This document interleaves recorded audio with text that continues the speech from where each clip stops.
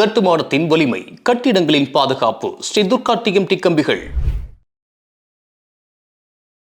News கவியை பார்த்துக்கிட்டு இருக்க வருங்கால கோடீஸ்வரர்கள் இவருக்கும் வணக்கம். எஃப்ஐஎஸோட இன்வெஸ்ட்மெண்ட் வந்து இந்தியாவில் குறைஞ்சிக்கிட்டே போகுது அப்படின்னு நிறைய பேர் பேசிகிட்டு இருக்கும்பொழுது சில கம்பெனிஸில் எஃப்ஐஎஸ் வந்து அவங்களுடைய ஹோல்டிங்கை குறைக்கவே இல்லை, இன்ஃபேக்ட் அவங்க வந்து இன்க்ரீஸ் பண்ணிகிட்டே போகிறாங்க. அது எந்த கம்பெனி அப்படிங்கிறத பார்க்க போகிறோம். இந்த கம்பெனிஸில் எஃப்ஐஎஸ் இன்வெஸ்ட் பண்ணி வச்சுக்கிட்டே இருக்கிறதுக்கான காரணம் என்ன, எது அவங்களுடைய கான்ஃபிடன்ட் லெவலை வந்து அதிகப்படுத்துது அப்படிங்கிறது இந்த வீடியோவில் பார்க்கலாம். 2025 ஜனவரியில் இருந்து இப்போ நவம்பர் 14 வரைக்கும் எஃப்ஐஎஸ் எவ்வளோ வித்துட்டு போயிருக்காங்கன்னு பார்த்தீங்கன்னா 1,46,002 கோடியாம்.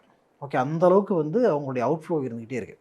ஏன் இந்தியன் மார்க்கெட் வந்து பெருசாக பெர்ஃபார்ம் பண்ணல, அப்படியே கொஞ்சம் ஸ்டாக்னட் ஆகிருக்கு அப்படிங்கிறதுனால அவங்க வந்து ப்ராஃபிட் புக் பண்ணிட்டு வெளில போகிறாங்க. மறுபடியும் மார்க்கெட் நல்லா பெர்ஃபார்ம் பண்ண ஆரம்பிக்குதுன்னா அகைன் திரும்ப வருவாங்க. அண்டு இப்போ ஜூலை டு செப்டம்பர் குவார்ட்டரில் மட்டுமே எடுத்துக்கிட்டிங்கன்னா இவங்களுடைய செல்லிங் வந்து 76,000 கோடிக்கு மேலே இருந்திருக்கு. எக்ஸாக்டாக சொல்லணும்னா 76,609 கோடி ரூபாய்க்கு நிகரான ஈக்விட்டியை அவங்க வித்துட்டு வெளில போயிருக்காங்க. ஆனால் சில கம்பெனியில் எஃப்ஐயுடைய ஹோல்டிங் வந்து பெரிய அளவில் குறையல, அண்ட் ஆல்சோ சில கம்பெனியில் நல்லாவே இன்க்ரீஸ் ஆகிட்டு இருக்கு அப்படின்னு சொல்லலாம். 361 WAM லிமிடெட், அதாவது இந்த கம்பெனி முன்னாடி எப்படி இருந்துச்சுன்னு பார்த்தீங்கன்னா IIFL வெல்த் மேனேஜ்மெண்ட் அப்படின்னு இருந்துச்சு. இந்தியாவில் இருக்கக்கூடிய one of the largest wealth management company.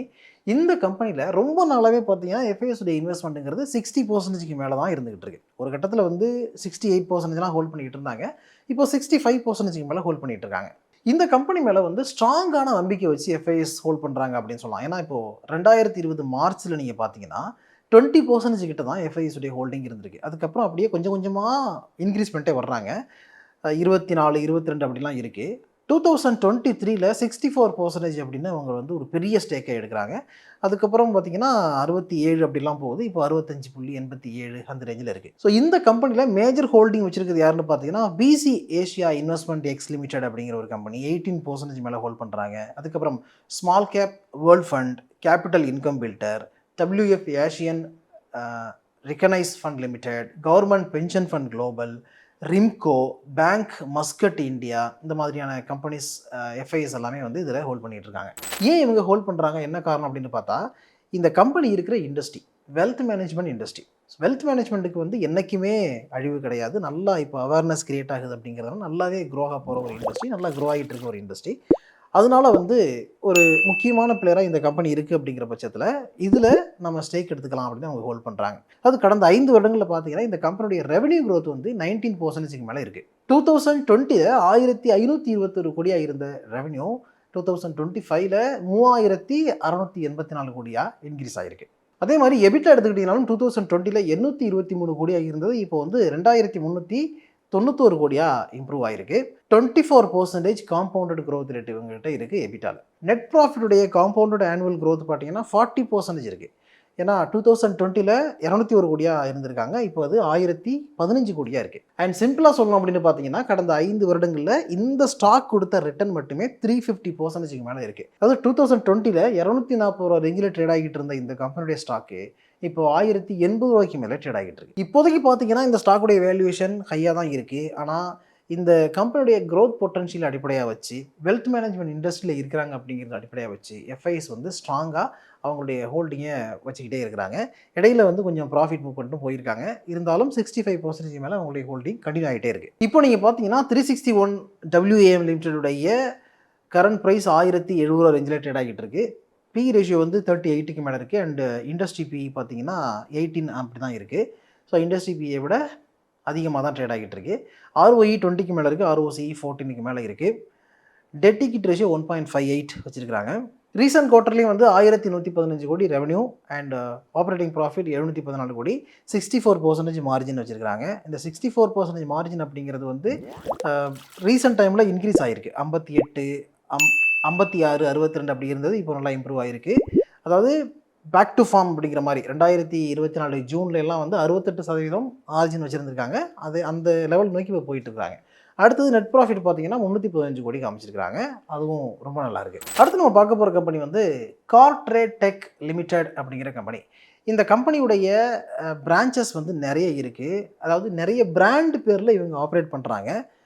கார்ட்ரேட், Karvel, பைக்வேல், Adroit auto, இந்த மாதிரியான கம்பெனிஸ்லாம் நீங்கள் பார்த்துருப்பீங்க இல்லையா. இது எல்லாமே இந்த கார்ட்ரேட் டெக் லிமிடெட் அப்படிங்கிற கம்பெனி கீழே இருக்கக்கூடிய பிராண்ட்ஸ் தான். ஸோ இந்த கம்பெனி வந்து all type of vehicles deal பண்ணுறாங்க. அதாவது செகண்ட்ஸில் விற்கிறது, புதுசாக எடுத்து வைக்கிறது, டேரெக்டாக ஓஇஎம் கூட கான்ட்ராக்ட் போட்டு பிஸ்னஸ் பண்ணுறது அப்படின்னு நிறைய விஷயங்களை பண்ணிக்கிட்டு இருக்காங்க. இந்த கம்பெனி எடுத்துக்கிட்டிங்கன்னா இது வந்து ஐடிசி மாதிரி ஒரு ப்ரொஃபஷனலி மேனேஜ்டு கம்பெனின்னு சொல்லலாம். இந்த கம்பெனியில் ப்ரொமோட்டர் ஹோல்டிங்லாம் இருக்காது. எஃப்ஐஎஸ் அண்ட் டிஏஎஸ் அதுக்கப்புறம் ரிட்டைல் ஹோல்டிங் தான் இருக்கும். எஃப்ஐஎஸ் உடைய ஹோல்டிங் பார்த்தீங்கன்னா 60% மேலே இருக்குது. ரொம்ப நாளாக அது கண்டினியூ ஆகிட்டே இருக்குது. ரீசெண்ட் டைமில் எஃப்ஐஎஸ் இன்னும் அவங்களுடைய ஸ்டேக்கை இன்க்ரீஸ் பண்ணிருக்காங்க. 2025 ஜூனில் 67.30 இருந்த எஃப்ஐஎஸ் உடைய ஸ்டேக் இப்போது 68.51% இன்க்ரீஸ் ஆகிருக்கு. அதாவது இந்த ரீசன்ட் குவார்ட்டரில் மட்டுமே 1.21% எஃப்ஐஎஸ் உடைய ஹோல்டிங் இன்க்ரீஸ் ஆகிருக்கு. ஏன் இப்படி இன்க்ரீஸ் ஆகுது? எஃப்ஐஎஸ் உடைய ஹோல்டிங் இன்க்ரீஸ் ஆகிறதுக்கான காரணம் என்ன அப்படின்னு பார்த்தா, இந்த கம்பெனி வெப்சைட்டுடைய எம்ஏயுனா மந்த்லி ஆவரேஜ் யூனிக் விசிட்டர்ஸ் அப்படின்னு சொல்லுவாங்க. இந்த மந்த்லி ஆவரேஜ் யூனிக் விசிட்டர்ஸுடைய அளவு வந்து 10 crore மேலே இருக்குதான். அதே மாதிரி 10 crore மேலே ஆப்ஸ் டவுன்லோட் ஆகுது அப்படின்னு சொல்கிறாங்க. ஸோ இவங்களுடைய பிஸ்னஸ் வந்து ரொம்ப பெரிய அளவில் ரொம்ப நல்லா போயிட்டு இருக்கு அப்படிங்கிறதுனால எஃப்ஐஎஸ் வந்து ரொம்ப ஸ்ட்ராங்காக இந்த கம்பெனியை பிலீவ் பண்ணுறாங்க. இந்த கம்பெனியை பொறுத்த வரைக்கும் அக்ராஸ் இந்தியா 500க்கும் மேற்பட்ட ஃபிசிக்கல் ஸ்டோர்ஸ் இருக்குது. நீங்கள் சென்னையில் பார்த்துருக்கலாம், கோயம்புத்தூரில் பார்த்துருக்கலாம், நிறைய ஊர்களில் இந்த கம்பெனிக்கான ஸ்டோர்ஸ் இருக்குது. இந்த கம்பெனியுடைய பிஸ்னஸை பொறுத்தவரைக்கும் நம்ம 3ஆக பிரிக்கலாம். ஒன்று வந்து கன்சியூமர் பிஸ்னஸ் 37% அதில் க்ரோத் காமிச்சிருக்காங்க லாஸ்ட் இயர் சேம் பீரியடில் கம்பேர் பண்ணும்போது. அடுத்தது பார்த்தீங்கன்னா ரீமார்க்கெட்டிங் பிஸ்னஸ் வந்து 23% க்ரோத் காமிச்சிருக்காங்க லாஸ்ட் இயர் சேம் பீரியடில். அதாவது லாஸ்ட் இயர் Q2லேருந்து இந்த Q2க்கு நம்ம பார்க்கும்போது.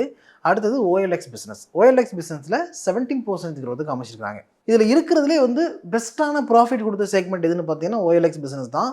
213% இந்த குவார்ட்டரில் க்ரோ ஆகிருக்கு. இந்த கம்பெனியுடைய ஃபண்டமெண்டல் அப்படின்னு பார்த்தோம்னா ஸ்டாக்குடைய PE ரேஷியோ 84 அந்த ரேஞ்சில் இருக்குது. இண்டஸ்ட்ரி 45 தான், அதாவது அதிகமாக தான் ட்ரேட் ஆகிட்டு இருக்கு.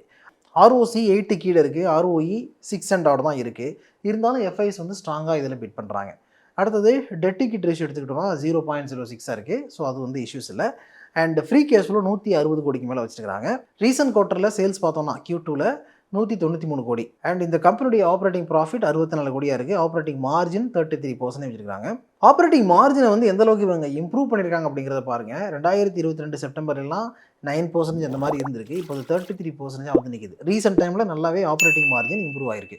அடுத்தது நெட் ப்ராஃபிட் பார்த்தோம்னா 64 கோடி. So again share holding pattern எடுத்துக்கிட்டோம்னா எஃப்ஐஎஸ் 68.51 வச்சிருக்காங்க. ரிட்டைல் ஹோல்டிங் வந்து 21க்கு மேலே இருக்குது. டிஐஎஸ் உடைய ஹோல்டிங் 9.95 இருக்குது. அடுத்ததான் இந்த லிஸ்ட்டில் நம்ம பார்க்குற கம்பெனி லீ ட்ரெவென்யூ டெக்னாலஜி லிமிடெட் அப்படிங்கிற டூரிசம் இண்டஸ்ட்ரியில் இருக்கக்கூடிய ஒரு கம்பெனி. இந்த கம்பெனியும் ஏற்கனவே பார்த்த மாதிரி ப்ரொஃபஷ்னலி மேனேஜ்டு கம்பெனி தான். இந்த கம்பெனிலையும் 60% மேலே எஃப்ஐஎஸ் உடைய ஹோல்டிங் இருக்குது. இந்த லே ட்ரெவென்யூஸ் டெக்னாலஜிங்கிற கம்பெனி என்ன பண்ணுறாங்க அப்படின்னு பார்த்தீங்கன்னா ஹோட்டல்ஸ், ஃப்ளைட், அதுக்கப்புறம் ட்ரெயின் புக்கிங், ட்ரிப்பை மேனேஜ் பண்ணுறது, இந்த மாதிரி எல்லாத்தையும் கொடுக்கக்கூடிய ஒரு பிளாட்ஃபார்மை தான் இவங்க ரன் பண்ணுறாங்க. இப்போது Q2ல் மட்டுமே எஃப்ஐஎஸ் உடைய இன்வெஸ்ட்மெண்ட் வந்து 3.16% இன்க்ரீஸ் ஆகிருக்கு. இதில் என்ன பியூட்டி அப்படின்னு பார்த்தீங்கன்னா இந்த குவார்ட்டரில் இந்த கம்பெனி லாஸ் பண்ணியிருக்காங்க. லாஸ் பண்ணியிருந்தாலும் எஃப்ஐஎஸ் வந்து ஸ்ட்ராங்காக பிட் பண்ணியிருக்காங்க. ரீசெண்டாக இந்த கம்பெனி ஒரு பெரிய ப்ரிஃபரன்ஷியல் இஷ்யூ பண்ணாங்க. அதன் மூலமாக 1296 கோடி கலெக்ட் பண்ணாங்க. ஸோ லேட் ரெவன்யூடைய எம்ஏ விசிட்டர்ஸ் எடுத்துக்கிட்டிங்கன்னா 8 crore. இந்த கம்பெனியுடைய பெனட்ரேஷன் டயர் 2 டயர் 3 சிட்டியில் அதிகம்னு சொல்கிறாங்க. 2400 டவுன்ஸ் ரீச் பண்ணியிருக்கு அப்படின்னு சொல்கிறாங்க. அண்ட் இந்த கம்பெனியுடைய ரிப்பீட் டிரான்சாக்ஷன் ரேட் வந்து 85% இருக்குது அப்படின்னு கொடுத்துருக்காங்க. ரிப்பீட் டிரான்சாக்ஷன் அப்படின்னு வரும்பொழுது இந்த பிளாட்ஃபார்ம் நல்லா இருக்குது அப்படிங்கிறதுனால திரும்ப அந்த கஸ்டமர் வந்து அதை யூஸ் பண்ணுறாங்க அப்படிங்கிறது தான். இப்போ லாஸ்ட் இயர் Q2ல இருந்து இந்த Q2 நம்ம கம்பேர் பண்ணி பார்த்தோம்னா 206.4 கோடியில் இருந்து 282.7 கோடியாக சேல்ஸ் க்ரோத் இருக்குது. அதாவது 36.94% சேல்ஸ் க்ரோ ஆயிருக்கு. ஆனால் இந்த குவார்ட்டரில் 3.47 crore இவங்க ப்ராஃபிட் இல்லை, நெகட்டிவில் போயிருக்கு, லாஸ் பண்ணியிருக்காங்க. ஸோ இந்த கம்பெனியுடைய ஃபண்டமெண்டல் பொறுத்த வரைக்கும் ஸ்டாக்குடைய PE ரேஷியோ ரொம்ப அதிகம், 240க்கு மேலே இருக்குது. அண்ட் ROCE 12க்கு மேலே இருக்குது, ROE 9க்கு மேலே இருக்குது. டெட் ஈக்விட்டி ரேஷியோ பார்த்தீங்கன்னா 0.06 இருக்குது. அதெல்லாம் ஓகே தான். ஃப்ரீ கேஷ் ஃப்ளோ 118 கோடி வச்சுருக்காங்க. ஷேர் ப்ரைஸ் ஏறுமா இறங்குமா அப்படின்னு பார்த்தா இப்போ வந்து ஒரு பெரிய ஹையஸ்ட் ப்ரைஸுக்கு போயிட்டு திருப்பி ஃபால் ஆகிருக்கு. ஃபர்தராக ஃபால் ஆகிற மாதிரி டவுன் ட்ரெண்டை நோக்கி போகிற மாதிரி தெரியுது. ஏன் எஃப்ஐஎஸ் இன்வெஸ்ட்மெண்ட்டை பற்றி பேசிக்கிட்டு இருக்கோம் அப்படின்னா, நாம் வந்து ஒரு ஸ்டாக்கை வாங்குறதுக்கு முன்னாடி என்ன விஷயம் எல்லாம் பார்க்குறோம் அப்படிங்கிறத தாண்டி எஃப்ஐஎஸ் எல்லாம் இன்வெஸ்ட் பண்ணுறாங்கன்னா அது ரொம்ப கவனித்து நிறைய விஷயங்களை அவங்க பார்த்து தான் வாங்குவாங்க. அவ்வளோ ஈஸியில் வந்து டக்குன்னு போயிட்டு பண்ணிட மாட்டாங்க.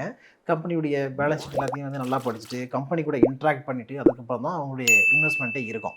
ஸோ அப்படி எஃப்ஐஎஸ் வந்து ஸ்ட்ராங்காக ஒரு கம்பெனியில் பிட் பண்ணுறாங்கன்னா அது வந்து இன்வெஸ்டருக்கு ஒரு கான்ஃபிடென்ஸை கொடுக்கும். இந்த ஸ்டாக் வந்து ஃபர்தராக மேலே போகிறதுக்கு வாய்ப்பு இருக்குது, ஃப்யூச்சரில் இந்த பிஸ்னஸ் நல்லா இருக்கிறதுக்கு நிறைய சான்சஸ் இருக்குது. அதனால தான் எஃப்ஐஎஸ் வராங்க அப்படிங்கிற ஒரு நம்பிக்கையை கொடுக்கும். சில கம்பெனியில் பார்த்தீங்கன்னா எஃப்ஐஎஸோட இன்வெஸ்ட்மெண்ட் வந்து ஒரு கொஞ்ச நாளைக்கு இருக்கும். ஒரு நல்ல ப்ராஃபிட் வந்ததுக்கு பிறகு அவங்க விற்றுட்டு வெளில போயிடுவாங்க. ஆனால் சில ஸ்டாக்ஸை ரொம்ப நாளைக்கு அவங்க ஹோல்ட் பண்ணிகிட்டே இருப்பாங்க. அதுலேருந்து எக்ஸிட் ஆகவே மாட்டாங்க. அதை வந்து அவங்களுடைய ஒரு லைஃப் டைம் பிஸ்னஸ் அப்படிங்கிற மாதிரி அவங்க கண்டினியூ பண்ணுவாங்க. கிட்டத்தட்ட பார்த்தோன்னா இந்த கம்பெனிஸ் எல்லாம் அந்த மாதிரி தான் அவங்க ஹோல்ட் பண்ணிக்கிட்டு இருக்காங்க அப்படின்னு தோணுது. அண்ட் ஆல்சோ சில ஸ்டாக்ஸில் அவங்களுடைய இன்வெஸ்ட்மெண்ட்டை இன்க்ரீஸ் பண்ணிட்டும் போகிறாங்க. அதனால தான் இந்த வீடியோவில் இதை பற்றி நம்ம பேசியிருக்கோம். இது முழுக்க எஜுகேஷனல் பர்பஸுக்காகவும் இன்ஃபர்மேட்டிவ் பர்பஸுக்கு மட்டும்தான், சஜஷனோ அட்வைஸோ கொடுக்குறதா இல்லை. அதனால் மென்ஷன் பண்ணியிருக்க இந்த 3 ஸ்டாக்கையும் நீங்கள் வாங்கணும் அப்படின்னு நினச்சிங்கன்னா உங்களுக்கு நல்லா தெரிஞ்ச ஒரு செபி ரிஜிஸ்டர்ட் அட்வைசரை கேட்டுக்கிட்டு நீங்களும் ஓன் ரிசர்ச் பண்ணிட்டு அதுக்கப்புறம் வாங்க. இதே மாதிரி அடுத்த ஒரு நல்ல வீடியோவில் மீட் பண்ணுவோம். அது வரைக்கும் உங்களை நீங்கள் பத்திரம் பார்த்துங்க. Thank you so much. இந்த வீடியோ உங்களுக்கு பிடிச்சிருந்தா லைக் பண்ணுங்க, ஷேர் பண்ணுங்க, கமெண்ட் பண்ணுங்க. மறக்காம பெல் பட்டனை கிளிக் பண்ணிட்டு சப்ஸ்கிரைப் பண்ணிடுங்க.